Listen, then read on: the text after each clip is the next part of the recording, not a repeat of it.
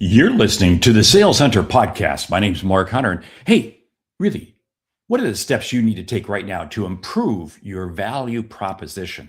It's the most critical part of the sales call, your value proposition. And it really determines whether or not the customer is going to buy or not buy. I got four things I'm going to walk through with you, and the show begins right now. You're listening to the Sales Hunter podcast with Mark Hunter, where the focus is to help you as a sales leader sell with confidence and integrity. And now here's your host. Okay, I'm talking about how to improve your value proposition. Four things I'm going to walk you through. I'm going to give you the four, then we're going to break down each one of them. First one is proof of performance. Yeah. Second, certainty of the process. Third one, confidence it will take to solve their problem. And the fourth one, trust in you and your company. You've got to get these four things correct. Otherwise, the customer is not going to buy. And you know what's going to happen? You're going to wind up selling on price and price alone. And what does that mean? A low price. So let's get into the four. First one, proof of performance. Remember, this is what the customer thinks. It's not what you think. This is where so many salespeople make the mistake. You've got to get the customer to verify that this is what they are looking for. You got to ask them questions. Say, help me understand exactly what you're looking for.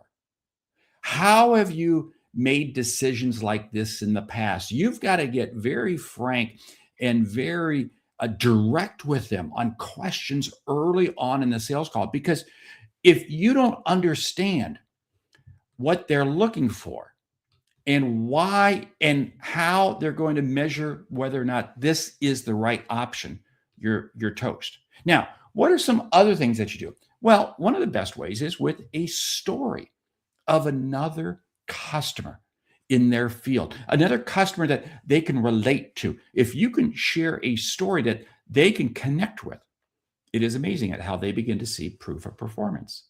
There's another way, that is give them references, give them referrals. I have this all the time happen to me where companies say, hey, we'll bring you in to speak, but we want to hear some references. We want to see some things. That fine.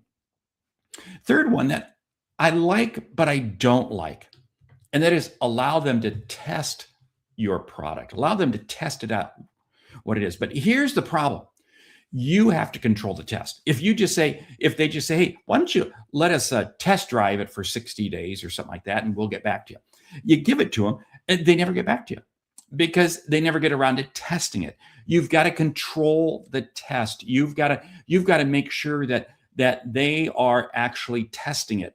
And that means they have to be vested in it. I always say, fine, you can test it, but it's going to cost you. There has to be either financial or time involved on the part of the customer. Test it. So that's the first thing. Proof of performance. Let's get into certainty of the process. This is absolutely critical because certainty of the process is not proof of process. See, go back to the question I asked earlier and ask them, how have you made decisions like this in the past? I'm listening for names. I'm listening for processes that they use, because here's the whole thing. I've got to make sure that I get these people on board.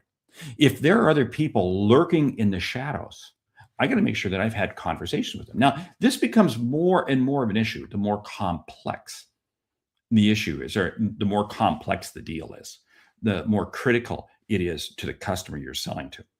But what I want you to do is you need to make sure that you have everybody on board. And this is not just the decision maker, but this is the economic buyer too. These are the users of it. Because again, many times in the certainty of the process, there can be somebody who comes out at the last minute, the lurker who really just wants to sabotage the deal to make them look good for some other reason.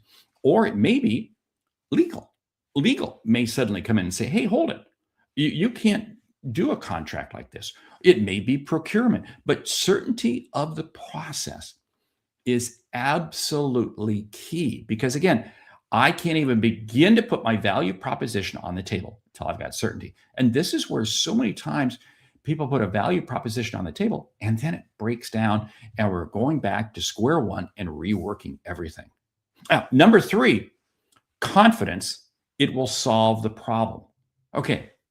Now, think about this. You got to ask yourself, what are the steps that you took the customer through that's going to give them confidence?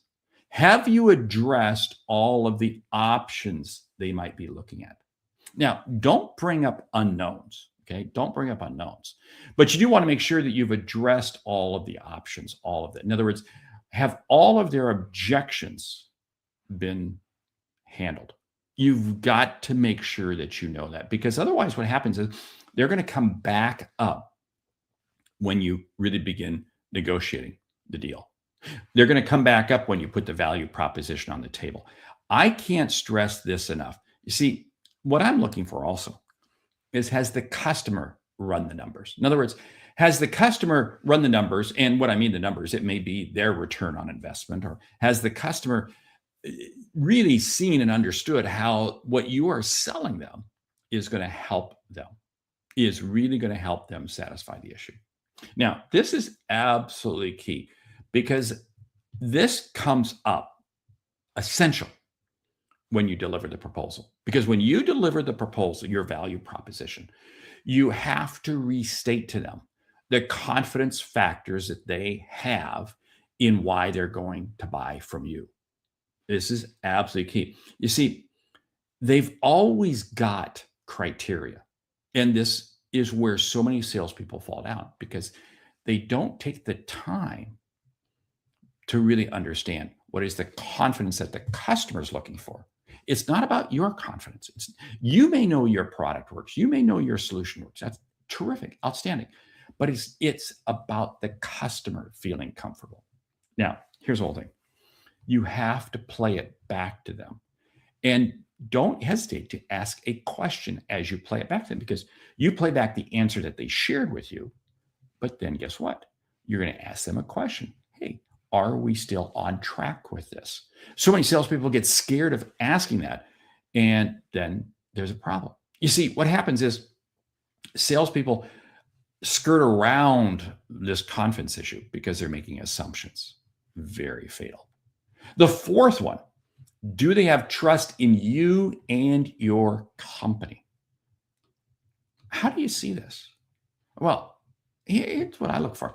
Are they sharing with you confidential information? Are they sharing with you insights that are not known publicly? Are they inviting you into meetings and into conversations? Now, you might say, hey, Mark, hold it. Okay, yeah, you're right. That may only happen on very large, complex deals. But in smaller deals, begin to ask yourself, are they really having open and frank conversations with you? Are they taking your phone calls? Do they respond to you? Do they value what it is that you have to say? Or are they just valuing the product? You see, if they're just valuing the product, then we have a price sale. In order to maximize margin, it has to be trust in you and your company. So here's the question I'm going to ask in terms of trust. Are you connected with them on LinkedIn? Do you see them in other places? Do you see them in other spaces? Trust in you is many times developed through the industry, through trade associations, through conferences, through events. This is why I say it is so important to create the relationship before you need it. This is one of the reasons I wrote the book, Integrity First Selling, because trust in you and your company is a reflection of the level of integrity you have. And I go through it in depth in my book, Integrity First Selling. In fact, all of these things that I've talked to you about today are in my book, Integrity First Selling. Because here's the whole situation. Salespeople make a big, giant mistake when they try to gloss over and they're actually afraid to ask the tough questions. This is especially early on in the sales call.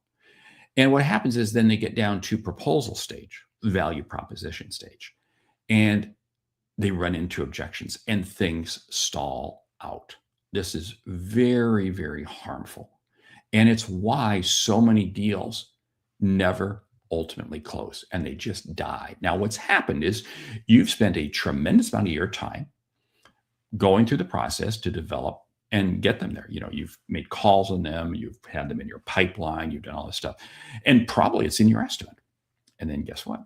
It goes away because what it comes down to is you weren't taking the time. Now, do all four of these derail it? No. But all it takes is one of the four to derail it. And I'll tell you what, if they do, and the one that jumps out at me the most is number 3, confidence. It will solve the problem, because the customer is not going to buy anything unless they feel confident that what they're going to buy is not going to make them look bad. Think about that for a moment. Hey, I'm Mark Hunter, the Sales Hunter. You've been listening to the Sales Hunter podcast. Do me a favor. Buy the book, Integrity First Selling. Pick it up. It's there to help you. And hey, would you leave me a review? If you buy it on Amazon, leave me a review for the book on Amazon. And hey, leave a review for the podcast, would you? Because every week you get 2 episodes, one like this, short, single topic. Second, where we do a deep dive with the subject matter expert. My name is Mark Hunter, the Sales Hunter. Great selling.